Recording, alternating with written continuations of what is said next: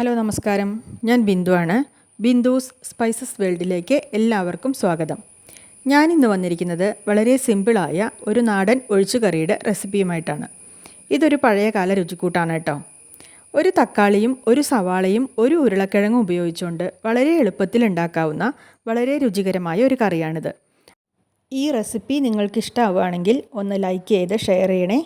പിന്നെ എൻ്റെ channel subscribe ചെയ്യാനും ബെൽ ബട്ടൺ പ്രസ് ചെയ്ത് ഓൾ എന്ന ഓപ്ഷൻ കൊടുക്കാനും മറന്നു പോകരുത് കേട്ടോ. അപ്പോൾ ഇതെങ്ങനെയാണ് ഉണ്ടാക്കുന്നതെന്ന് നമുക്ക് നോക്കിയാലോ.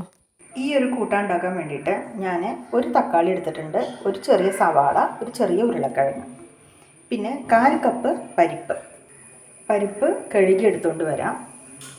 തക്കാളിയും സവാളയും ഉരുളക്കിഴങ്ങും ഒക്കെ തൊലിയൊക്കെ കളഞ്ഞ് കഷ്ണങ്ങളാക്കി നുറുക്കിയെടുക്കാം. പരിപ്പ് കഴുകി എടുത്തു വെച്ചു. ഉരുളക്കിഴങ്ങും സവാളയും തക്കാളിയൊക്കെ നീളത്തിൽ അരിഞ്ഞെടുത്തു. ഇനി ഇതെല്ലാം കുക്കറിലേക്ക് ഇട്ട് കൊടുക്കാം. കഷ്ണങ്ങളും പരിപ്പും ഒക്കെ കുക്കറിലേക്ക് ഇട്ട് കൊടുത്തു. ഇതിലേക്ക് 1 ടീസ്പൂൺ മഞ്ഞൾപ്പൊടി, 1.5 ടീസ്പൂൺ മുളക് പൊടി,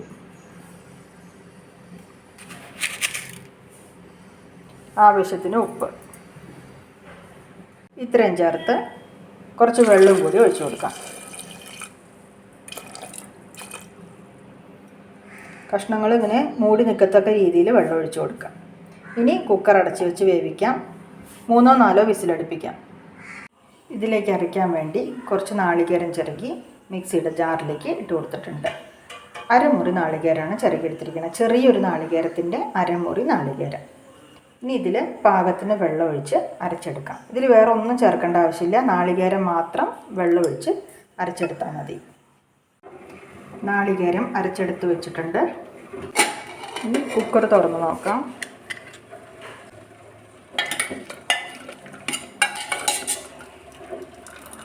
കഷ്ണങ്ങളും പരിപ്പൊക്കെ നന്നായി വെന്ത് കിട്ടിയിട്ടുണ്ട്.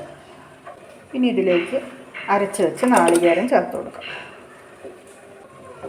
കുറച്ച് വെള്ളവും കൂടി ഒഴിച്ചു കൊടുക്കുന്നുണ്ട്. ഇത് നന്നായിട്ടൊന്ന് ഇളക്കി യോജിപ്പിക്കാം.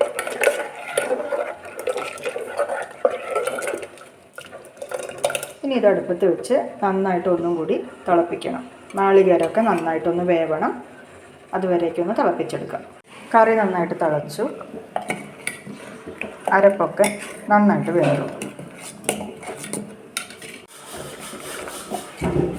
സ്റ്റൗ മീഡിയത്തിലിട്ടിട്ട് ഒരു 5 മിനിറ്റ് ഈ കറി നന്നായിട്ടൊന്ന് തിളപ്പിച്ചെടുക്കാം. അപ്പോൾ അരപ്പൊക്കെ നന്നായിട്ട് വെന്ത് കിട്ടും.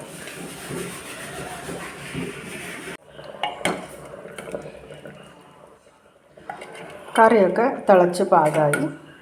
ഇനി സ്റ്റൗ ഓഫ് ചെയ്യാം. ഇതിലേക്ക് കടുക് വറുത്തിടാം.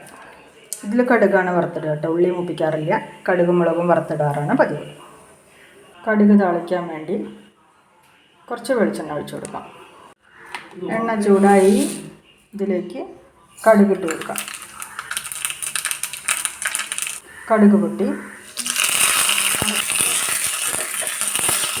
കറിവേപ്പിലയും മുളകൊക്കെ നന്നായിട്ട് മൂത്തു. ഇനി സ്റ്റൗ ഓഫ് ചെയ്യാം.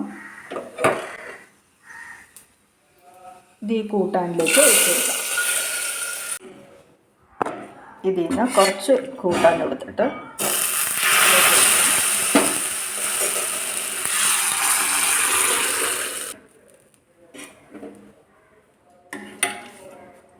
ഇത് നന്നായിട്ടൊന്ന് ഇളക്കി കൊടുക്കാം. ഇനി ഇതൊരു 10 മിനിറ്റ് അടച്ചു വയ്ക്കാം. അടച്ചു വെച്ചതിന് ശേഷം സെർവ് ചെയ്യാം. ഈ റെസിപ്പി നിങ്ങൾക്ക് എല്ലാവർക്കും ഇഷ്ടമായി എന്ന് വിചാരിക്കുന്നു. അടുത്ത വീഡിയോയിൽ കാണുന്നത് വരെ എല്ലാവർക്കും നന്ദി, നമസ്കാരം.